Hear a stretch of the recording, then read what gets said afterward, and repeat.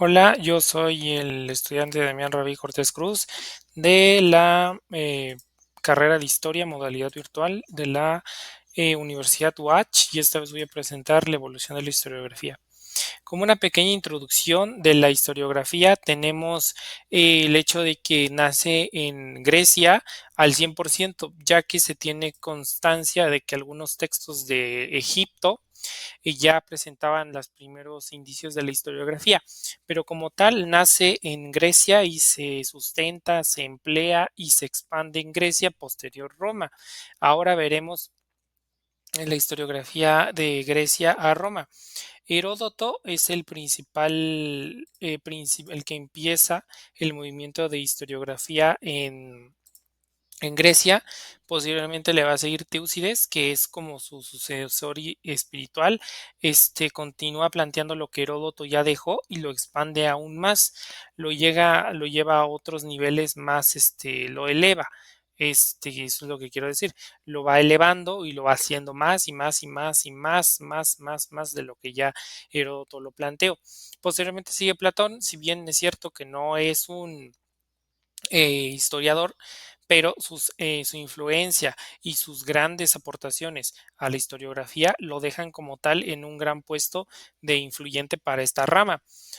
Posteriormente podemos tener como un ejemplo a Polibio, que fue muy importante porque Polibio va a ser el que vea y el que escriba de las conquistas de Carlomagno, y el que va a expandir el mundo de Grecia y lo va a llevar a otro lugar. Es decir, en Grecia solamente se consideraba su cultura, su historia, pero con las conquistas de Alejandro Magno, el mundo de Grecia se expande y se hace más grande.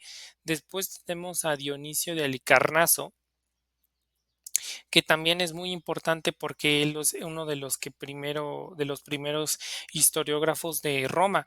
De hecho, es uno de los primeros que se va a organizar durante la República, y va a escribir y va a narrar cómo la República va prosperando y se va convirtiendo poco a poco en la potencia que conocemos.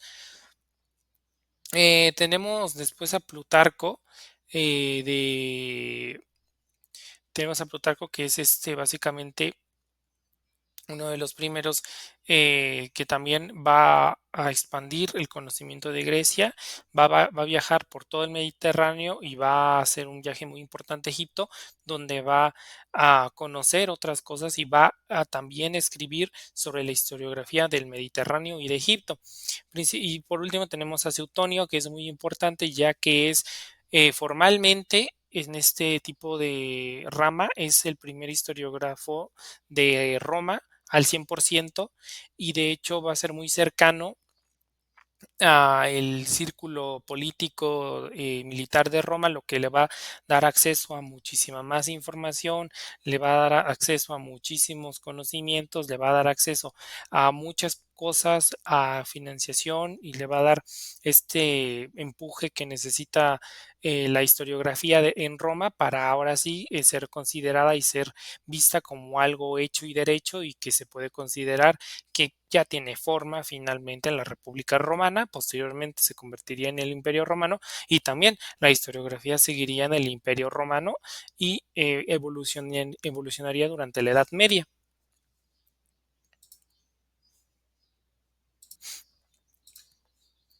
Entonces, con una mejor vista de la evolución de la historiografía de Grecia a Roma, a grandes rasgos podemos decir que el paso de este tiempo entre uno y otro se basa principalmente en que en Grecia solo se tenía en cuenta su cultura, sus tradiciones, sus dioses.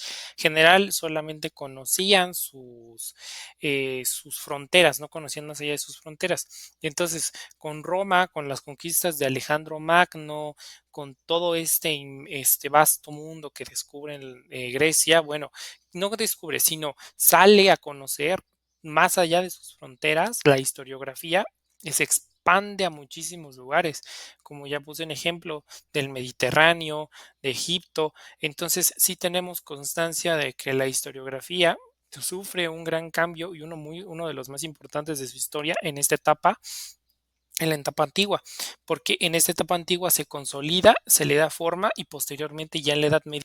Siguiendo con la evolución de la historiografía, ahora pasamos a la Edad Media. Eusebio de Cesarea fue el primero en esta lista, es el más antiguo de la historia eclesiástica, de hecho se le considera el padre de la historia eclesiástica, porque fue el primero en escribir sobre los primeros años del pueblo católico, del pueblo cristiano, sobre la creencia de Dios. Isidoro de Sevilla le sigue después de algunos años, fue un arzobispo de mucho renombre, fue arzobispo de su ciudad durante 3 décadas, escribió libros sobre sus vivencias, sobre su historia, sobre también Dios, obviamente. Entonces se le considera también un gran historiógrafo sobre la iglesia y sobre los años que él vivió. Beda es el más grande erudito del pueblo anglosajón, es el primer escritor del pueblo anglosajón, entonces su historia, su peso en la historiografía es muy importante porque es el primero del pueblo anglosajón. De Fiore vivió uno de los momentos más importantes de la época medieval durante la Segunda Cruzada. Llegó a Constantinopla, donde se dice que tuvo una revelación a partir de las estrellas sobre Dios.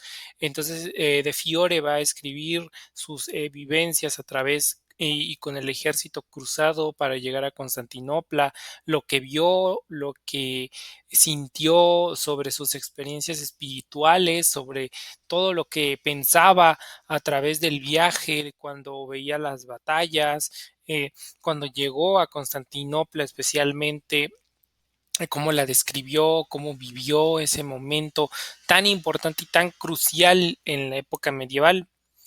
Santo Tomás de Aquino fue uno de los mayores teólogos, además de ser muy influyente en la política, también en el ámbito filosófico. Es uno de los mayores teólogos de esta época. Pasó toda su vida viajando, pasó toda su vida tratando de demostrar la existencia de Dios, pasó toda su vida tratando de llegar a un punto en donde viera sobre la existencia de Dios, donde finalmente pudiera unir el mito con la realidad, demostrarlo a través de sus escritos. Entonces, Santo Tomás de Aquino fue, aparte de ser muy influyente en el ámbito filosófico, también fue un gran viajero, describió muchos lugares a través de su viaje y también sobre su descubrimiento de su fe y de cómo él trataba de demostrar siempre la existencia de Dios. En Dante Alighieri es vital, ya que su libro, La Divina Comedia, uno de los libros más famosos, eh, fue un éxito en su día. De hecho, llegaron a considerarlo una extensión de la Biblia, ya que hablaba de temas muy importantes para la Biblia. Fue uno de sus mayores libros, fue un momento muy especial para su vida, aunque terminó lejos de su ciudad, exiliado, fue exiliado, ya que también tenía mucha influencia política, entonces terminó siendo expulsado de Florencia, terminó el libro de la Divina Comedia lejos de su gran ciudad, de su amada ciudad, y nos dejó uno de los libros más influyentes en el ámbito teológico, en el ámbito social, ya que como lo dije, fue considerado por mucho tiempo una extensión de lo que era la Biblia. Galvano Fiamma fue vivió una gran parte en su vida en Milán.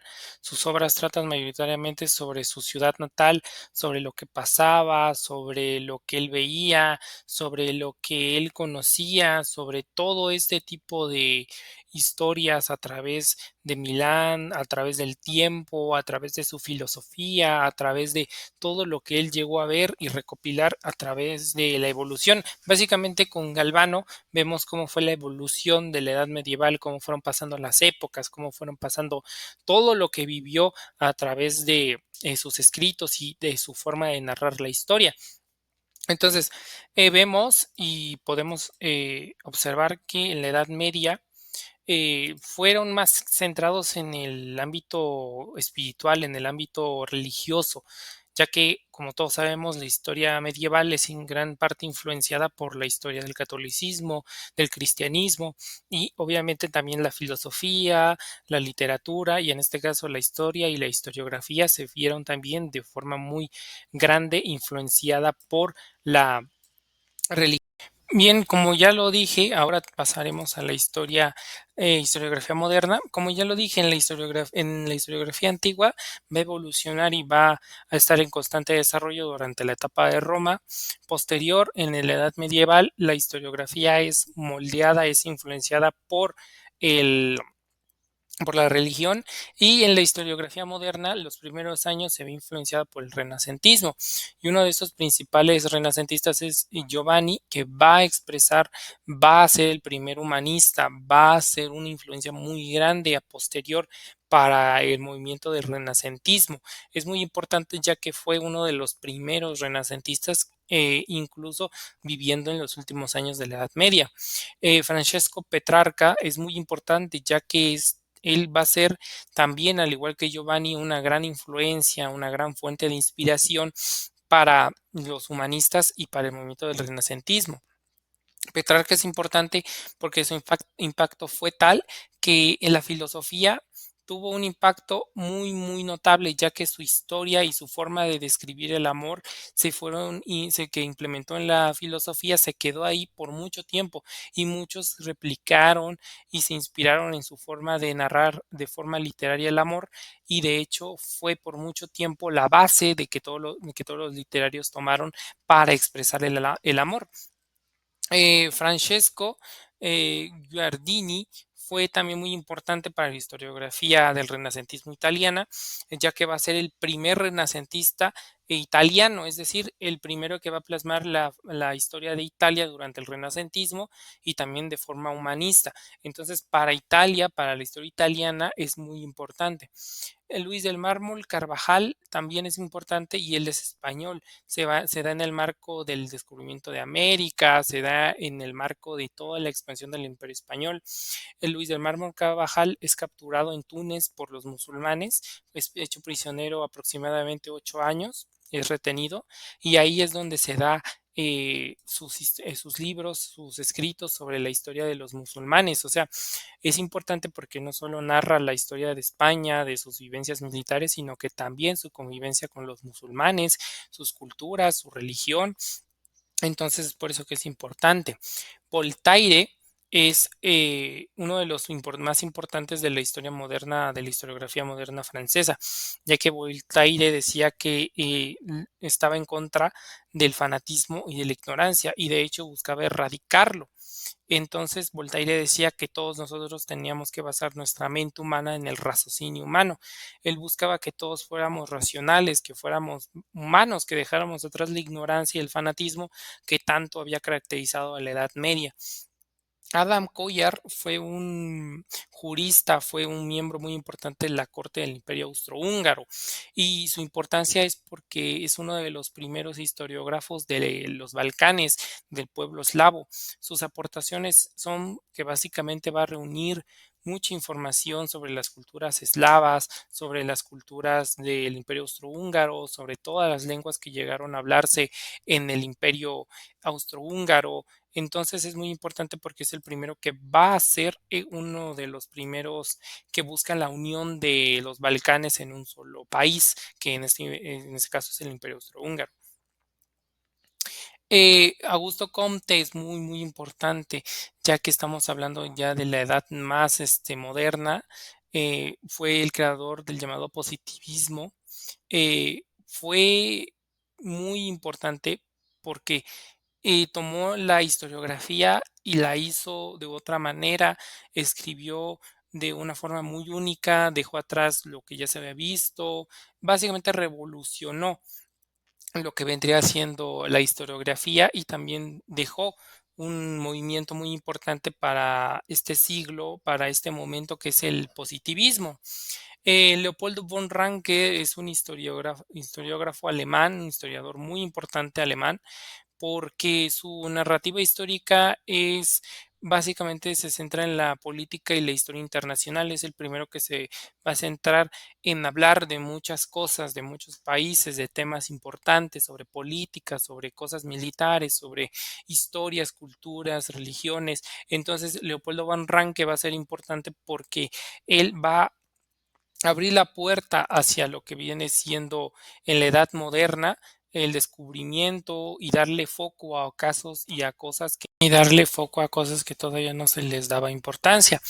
Entonces, para terminar, la historiografía ha sufrido cambios muy drásticos a través de la historia.